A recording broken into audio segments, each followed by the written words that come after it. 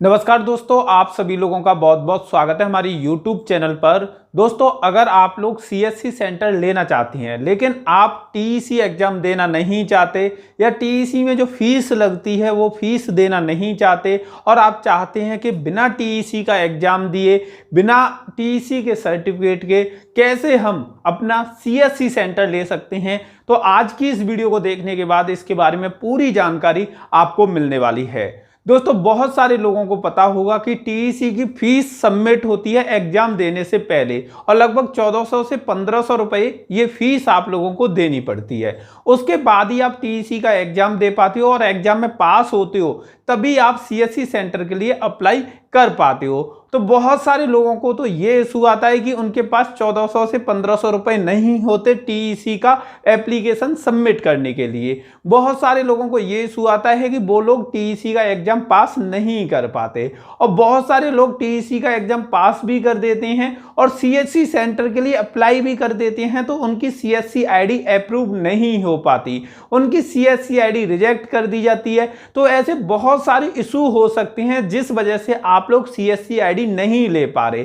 तो आज की वीडियो में मैं आपको क्लियरली बताने वाला हूं कि अगर आपके पास TEC सर्टिफिकेट भी नहीं है, आप TEC एग्जाम देना नहीं चाहते या आपकी CSC ID बार बार रिजेक्ट हो रही है, तो आप किस तरीके से जन सेवा केंद्र शुरू कर सकते हैं। तो दोस्तों, इस वीडियो को पहले ही लाइक कर देना। तो दोस्तों, आज की वीडियो में मैं दो तरीके आप लोगों को बताने वाला हूं कि कैसे आप अपना जन सेवा केंद्र बिना TEC एग्जाम दिए या बिना TEC सर्टिफिकेट के ले सकते हैं।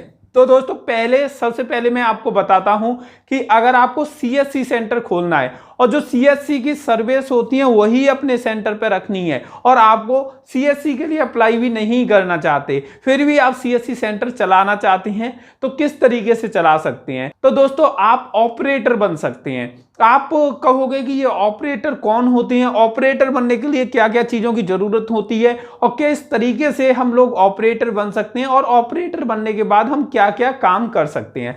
CSC की सुविधाओं का लाभ आप ऑपरेटर बनके भी लोगों को दे सकती हैं। और आपको मैं बताना चाहूंगा कि अगर आप ऑपरेटर बनते हैं तो आपको किसी भी तरह का कोई भी एग्जाम नहीं देना पड़ेगा। तीसरी चीज, अगर आप ऑपरेटर आज बनना चाहते हैं तो आज ही आप ऑपरेटर बन जाएंगे और आज ही अपना जन सेवा केंद्र शुरू कर लेंगे। इसके अलावा आपको बताना चाहूंगा, अगर आप ऑपरेटर बनते हैं तो आपको ना तो DM से कॉन्टैक्ट करने की जरूरत है, ना किसी और CSC अथॉरिटी वाले बंदे से कॉन्टैक्ट करने की जरूरत है। और आपको बताना चाहूंगा, अगर आप ऑपरेटर बनना चाहते हैं तो CSC की बहुत सारी सुविधाओं का लाभ ले सकते हैं और जैसे CSC ID होती है उसी तरह से आपको ID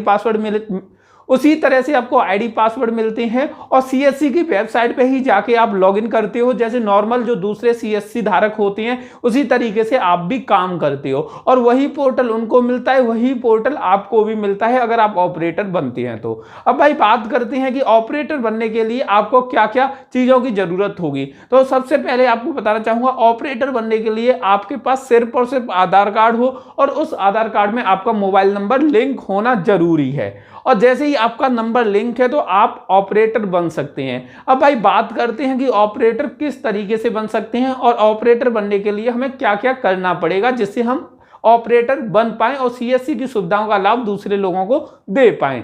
तो दोस्तों, ऑपरेटर बनने के लिए आपको अपने नजदीकी किसी भी CSC सेंटर वाले से कांटेक्ट करना होगा, उनसे बात करनी होगी और उनसे आपको बोलना होगा कि आप हमें ऑपरेटर बना दीजिए। हर CSC BLE के पास ये अथॉरिटी होती है कि वो अपने नीचे ऑपरेटर लगा सकता है। वो ऑपरेटर अपना एक CSC सेंटर खोल के काम कर सकते हैं या उसी के सेंटर पर बैठ के भी काम कर सकते हैं। तो अगर आपकी जान पहचान वाला कोई भी CSC BLE है तो आप उनसे कॉन्टेक्ट करिए, उनसे बोलिए कि हम ऑपरेटर बनना चाहते हैं, आप हमें ऑपरेटर बना दीजिए। वो लोग क्या करेंगे, आपसे आधार कार्ड लेंगे, आधार कार्ड की डिटेल अपनी CSC ID में डालेंगे और आपको तुरंत की तुरंत ID और पासवर्ड ईमेल के थ्रू मिल जाएंगे और उन्हीं ID पासवर्ड से आप CSC ID को लॉगिन करोगे और काम शुरू कर दोगे। तो इस तरीके से आप ऑपरेटर बन सकते हैं। ऑपरेटर के लिए आपको बस CSC BLE बंदा ढूंढना पड़ेगा और उससे बातचीत करनी पड़ेगी, कॉम्प्रोमाइज करना पड़ेगा और थोड़ा सा डिस्कस करना पड़ेगा, जब भी वो लोग आपको ऑपरेटर बनाएंगे। ऑपरेटर बनने के बाद आप अपना सीएससी सेंटर शुरू कर सकते हैं। दूसरी चीज मैं आपको बताना चाहूंगा, बहुत सारे लोग कहेंगे कि हम किसी के झंझट में नहीं पड़ना चाहते, और बहुत सारे लोग ये भी कहेंगे कि हमारा जो सीएससी बीएलई है या जो भी सीएससी सेंटर चलाता है वो हमसे पहले ही से ही चिढ़ के बैठा है, भाई वो देगा ही नहीं किसी हालत में। तो उस कंडीशन में आप लोग क्या कर सकते हैं दोस्तों, बहुत सारे प्राइवेट संस्थान हैं जो आपको जन सेवा केंद्र खोलने की सुविधा देते हैं। जैसे कि आपको पता होगा व्यामटेक एक प्राइवेट संस्थान है जो आप लोगों को जन सेवा शुरू करने की सुविधा देता है। इसके अलावा और भी बहुत सारे जो प्राइवेट संस्थान हैं जो जन सेवा केंद्र शुरू करने की सुविधा देते हैं। जैसे एक है जीएसटी सुविधा केंद्र और एक है व्यामटेक, और इसके अलावा भी 3-4 काम करते हैं। तो उनके साथ आपको कांटेक्ट करना होगा। जैसे आप सीएससी सेंटर लेना चाहते हैं और आप गूगल में सर्च करोगे व्यामटेक, तो आपको उनकी वेबसाइट दिख जाएगी। आप उन्हें कॉल कर सकते हैं, कॉल करके बोल सकते हैं कि हम इस राज्य से बोल रहे हैं और इस राज्य में हमें आपका जनसेवा केंद्र चाहिए। तो उसके बाद उनकी टीम आपको जनसेवा केंद्र की आईडी दे देगी, और जितने काम सीएससी सेंटर में होते हैं मोस्टली इनके भी जनसेवा केंद्र को लेकर आप वो सभी काम कर सकते हैं। लेकिन सीएससी और ये प्राइवेट संस्थानों का अंतर क्या है, क्यों ये दोनों अलग अलग तरह से काम करते हैं? सीएससी की आईडी आपको टोटली फ्री में मिलती है। इन फ्यूचर भी आपसे कोई भी सीएससी वाले चार्ज नहीं लेते।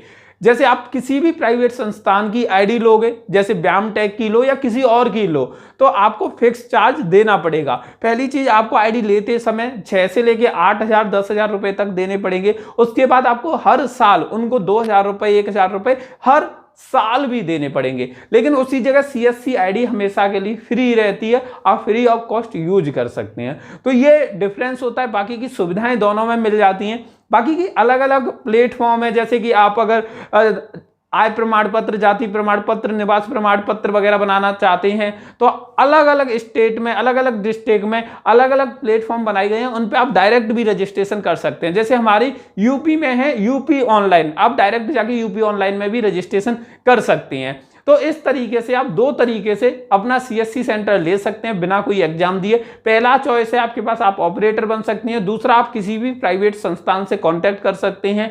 और कौन कौन से ऐसे प्राइवेट संस्थान हैं उनके बारे में जानना चाहते हो तो कमेंट कर देना। मैं नेक्स्ट वीडियो आपके लिए बना दूंगा, डिटेल में बता दूंगा कि कौन कौन से संस्थान है, कितने रुपए लेते हैं, मंथली चार्ज कितने लेते हैं, ईयरली चार्ज कितने लेते हैं, सबसे कम पैसे में जनसेवा केंद्र कौन सा संस्थान आप लोगों को प्रोवाइड करता है। तो ये कंप्लीट जानकारी मैं नेक्स्ट वीडियो में दे दूंगा, अगर आपको इसके बारे में अपडेट चाहिए तो ये वीडियो कैसी लगी वो भी कमेंट करके बताना। वीडियो अच्छी लगी हो तो लाइक कर देना, और जिन लोगों ने चैनल को सब्सक्राइब करके बेल बटन नहीं दबाया है वो जल्दी से जल्दी दबा दीजिए, जैसे ऐसी अपडेट आप लोगों को लगातार मिलती रहे।